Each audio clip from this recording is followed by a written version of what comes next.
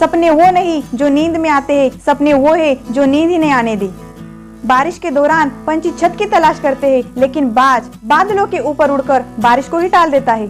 समस्या समान है, लेकिन आपका देखने का नजरिया असमानता पैदा करता है। ये कुछ लाइंस लिखी थी doctor APJ Abdul Kalam sir ने। आज इस वीडियो में मैं कलाम सर के कुछ किस्से सुनाने वाली हूँ, जिसे सुनकर आपका सोचने का नजरिया बदल जाएगा और अपने अंदर तक तुम एक नई एनर्जी फील करोगे। दोस्तों, तुम्हें पता है कलाम सर ने शादी क्यों नहीं की? उसका सिर्फ एक रीजन था कि वो सबसे ज्यादा अपने काम से प्यार करते थे। दोस्तों, तुम्हें जान के हैरानी होगी कि जिस दिन उनकी सगाई थी, उस दिन भी वो काम में इतने बिजी थे कि वो सगाई तक भूल गए और उसी दिन से उसने शादी ना करने का फैसला ले लिया। उन्होंने एक इंटरव्यू में कहा था कि इंसान ये शादी, ये बच्चे सिर्फ अपनी सेल्फिशनेस के लिए करता है, लेकिन मुझे सेल्फिश नहीं होना, मुझे अपनी पूरी जिंदगी देश के लिए बितानी है और देश के लिए समर्पित भी करनी है। बात है 19 अगस्त 1979 की। 19 साल की मेहनत, 30 मीटर लंबा SLV-3 रॉकेट 17 टन की वजन लेके 7:58 को आसमान में उड़ गया।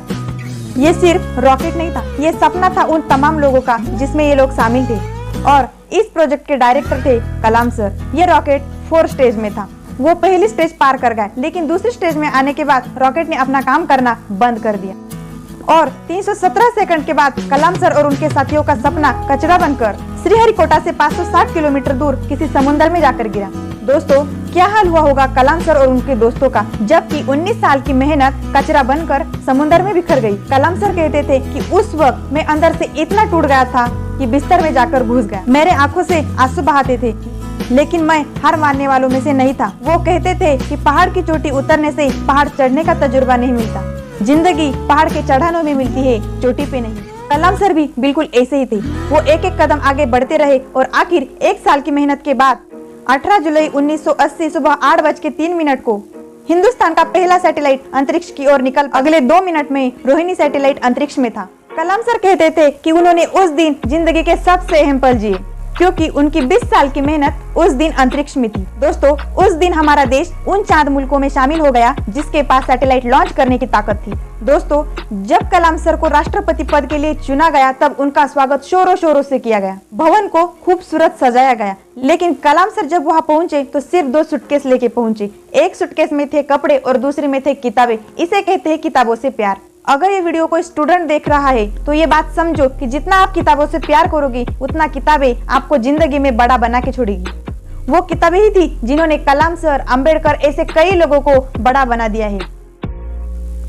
था बंदा इस्लाम का पर वो कभी नहीं ऐठा करता था बंदा इस्लाम का पर वो कभी नहीं ऐठा करता था। जब भी चाहे संतों के चरणों में बैठा करता था, जब भी चाहे संतों के चरणों में बैठा करता था। और वो हमेशा से कहते थे कि कोई शख्स कितना भी छोटा क्यों ना हो, लेकिन उसको अपना हौसला नहीं छोड़ना चाहिए।